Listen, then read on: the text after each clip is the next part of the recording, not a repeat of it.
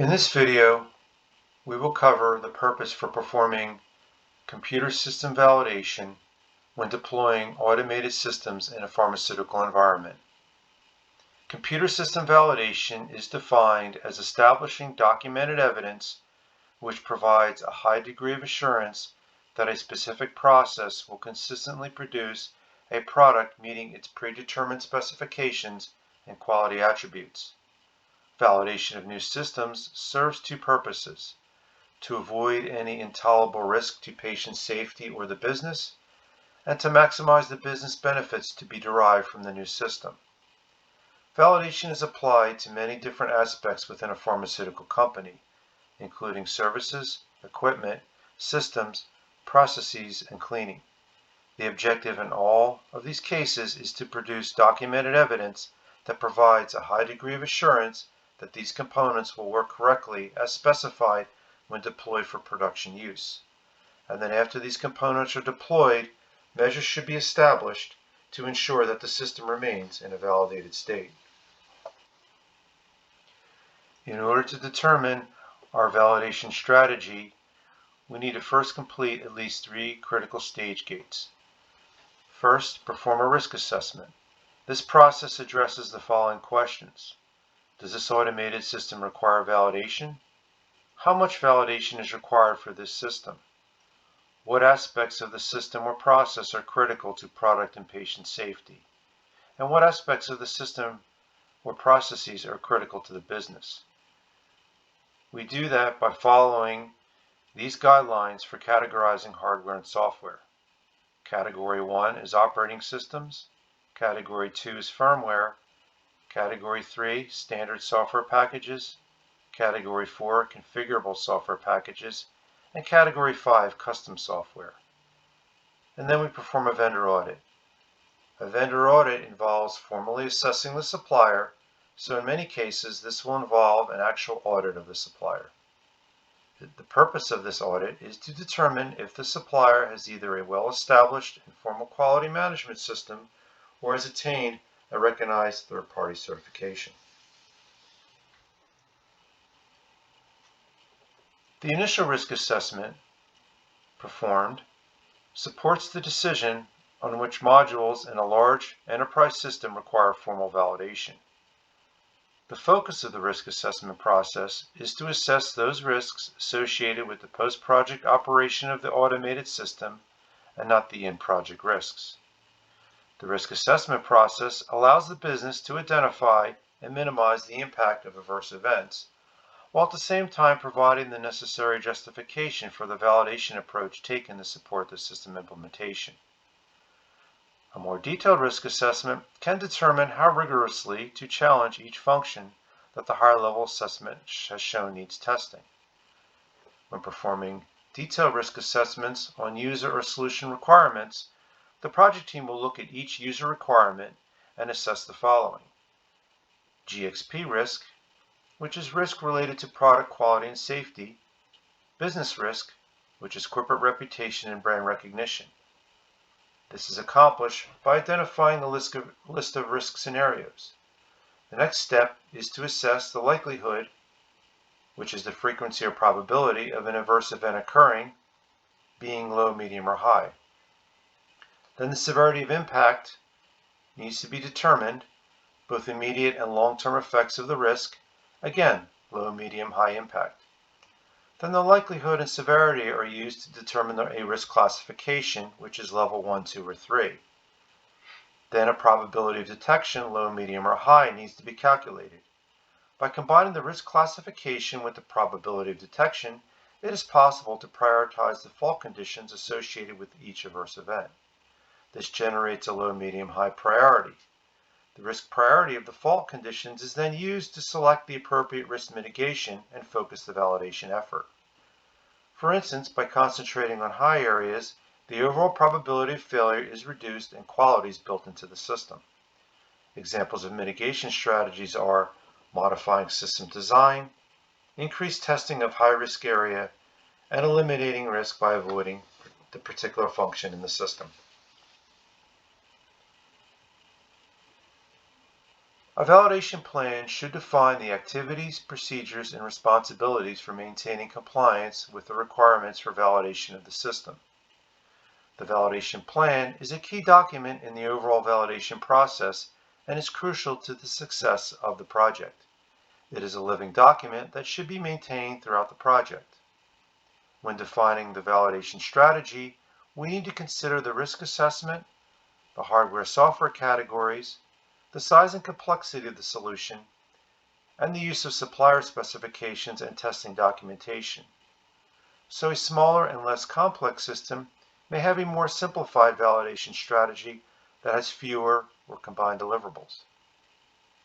The validation summary report summarizes all deliverables and activities and provides evidence that the system is validated.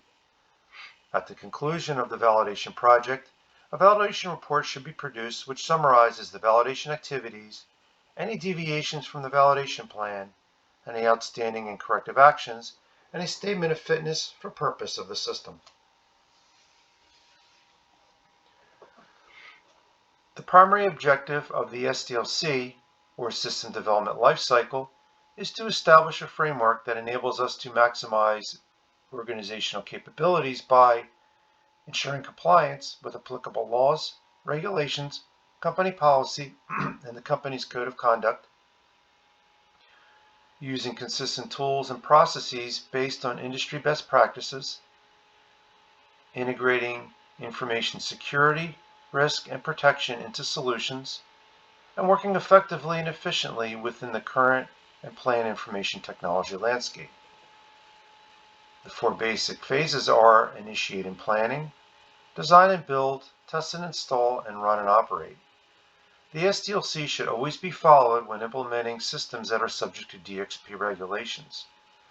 Following the principles and practices outlined in the International Society for Pharmaceutical Engineering Good Automated Manufacturing Practice Guide is a good place to start for more information.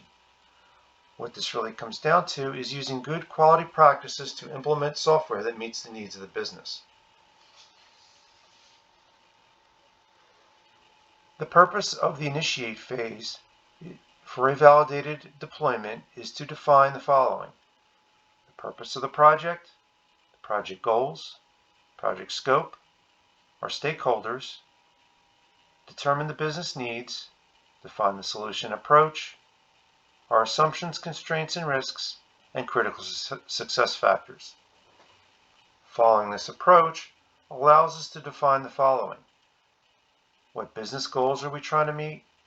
What does the business consist of today? How can we improve our existing processes? What processes should we automate? Performing a feasibility study for automation, defining and documenting the 2B process, and developing the implementation plan.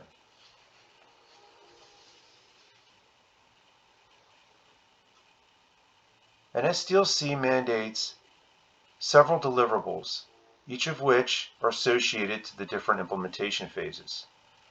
For example, planning typically is comprised of strategic objectives, a feasibility study, and solution scope. Specifications include user requirements, functional requirements, specifications, and validation plans. Design will contain hardware and software design specifications. Construction is coding and code reviews. Testing will consist of IQ, OQ, and PQ plans and protocols, scripts, execution, summary, and an overall validation summary report. And operation and maintenance usually consists of the application support plan, which is maintaining the validated state, training materials, and application SOPs. The key takeaway point here is that these deliverables ensure that we have properly defined what the solution will consist of, and that we have captured documented evidence that the solution meets the defined specifications. The quality and project plans are typically the first planning deliverables produced during the planning phase. The quality plan is an agreement between the user and supplier defining actions, deliverables, responsibilities, and procedures satisfying the user quality and validation requirements. The project plan is an agreement between the user and supplier detailing project phases, activities, and milestones. So the quality and project plan should define the project organization, activities to be performed by both parties, responsibilities, timing, and agreed deliverable items. It should ensure that all deliverables are fully defined. It should also define the roles for performing the review and approval of deliverables. This document requires formal approval to ensure that it meets quality, compliance, and business requirements at all stages of the project. Additionally, it should be reviewed regularly and updated if necessary to reflect any changes. The URS defines all user and regulatory requirements for the solution. This describes what the system is supposed to do from a user's perspective. The point here is that having both a good upfront set of user requirements along with a plan for validation is key to ensuring that the business is prepared to perform an assessment of potential suppliers. Listed here we have a traditional hierarchy of different requirement types. A requirement can be thought of as a usable representation of a need. In practical terms, think of your business requirements as being your business case, your user requirements as being statements of need from a user standpoint, and solution requirements as being specifications of what a system needs to do at enough detail that it can be handed off to an application developer. The key point to note here is that these should all be decomposed and traceable, meaning that every solution requirement should reference back to at least one user requirement, and every user requirement should support the business case. In situations where that's not the case, then the requirement should be reevaluated and potentially removed. Transition requirements typically refer to either requirements that are put into place when performing data migrations or requirements for maintaining business continuity.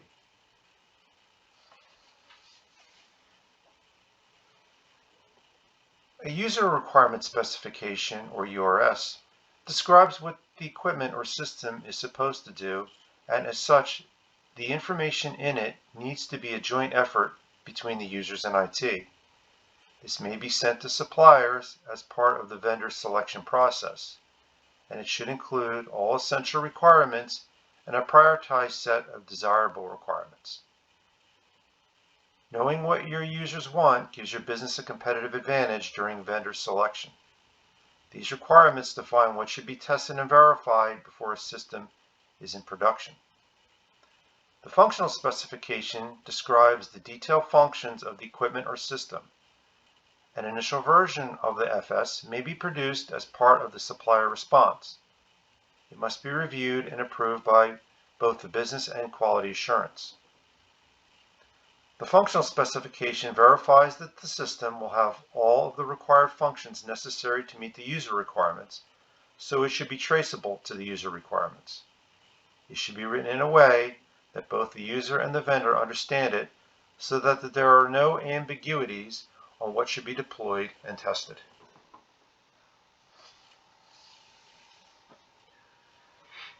A design specification will typically consist of three main components: required hardware, required software, and system architecture. Hardware design typically consists of the main infrastructure specifications, system storage specifications, any required peripheral devices, the operating environment, and backup and recovery solutions. Software design must define how the software will meet the functional specification. It includes system software components, a list of specific products or modules that will be implemented, a list of specific versions of vendor software, and what base operating system is required to run the software. Design serves as a blueprint as to what the vendors will need to configure during the development phase. It gives us a precise definition as to what the system will really consist of. It is essential for change management, and it helps assure that all of the requirements are being addressed. The acronyms IQ, OQ, and PQ are standard terms used to capture the results of formally validated testing. IQ is documented verification of the proper installation of hardware and software components. OQ is documented verification that the system was built and configured according to the functional specification. And PQ is documented verification that the system meets all of the user requirements. So PQ is an effort to prove that the system will fit into the newly defined business process. The idea is to simulate, as much as feasible, how the business will actually operate with the new system before accepting the software for actual production use. Testing should minimally be done at 3 levels. A pre-validation dry run, which is an effort to prove that the system will fit into the newly defined business process before executing formally validated testing. System testing. The system is formal testing to ensure that the system was built and configured according to the functional specification. And UAT testing is verification that the system meets all of the user needs by simulating as much as feasible how the business will actually operate within the system. The purpose of all this testing is to ensure that if changes need to be made, then they can be done up front before putting the system into production. Depending on the test results, adjustments could potentially roll all the way back up to the business process, user requirements, functional specifications, or design.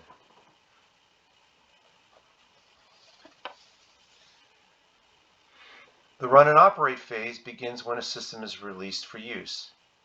In this aspect, we determine what daily administrative activities are required and who will perform them. We develop a software change control agreement with the vendor for both business-driven and vendor-driven updates. It contains the processes and links to global SOPs, supporting a system's operational needs throughout its useful life. Processes contained within this phase support review of system operations, administration, operational reviews, and system health assessments. Similar to your implementation plan, your support plan should be identified up front during the planning phase of your project. Different modules and guidelines exist, for example, the GAMP guidelines for keeping the system in a validated state. The important point is to identify a good process, document it, make sure everyone understands it, and is consistent about sticking with it. If your organization already has a standard for IT governance in place, then you'll need to understand that and determine how the support for your application will bolt on to that standard. If one does not exist, then determine what is currently in place and what you can inherit and what you'll need to implement that's new.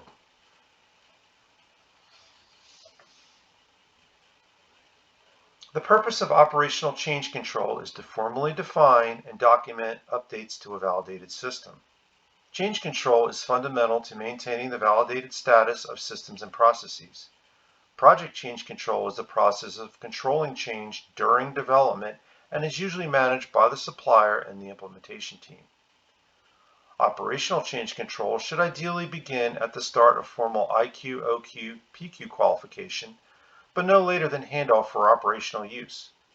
The point at which the transfer from project change control to operational change control happens should be clearly defined and documented in either the validation plan or the company's SOPs. The support team involved must collect enough information to determine the priority and impact of the change. Once agreement has been made with the team to move ahead with the change, the support team must document it in the change control, what the updates are to the system, what they will consist of, and how they will be tested and deployed. That's all for this video.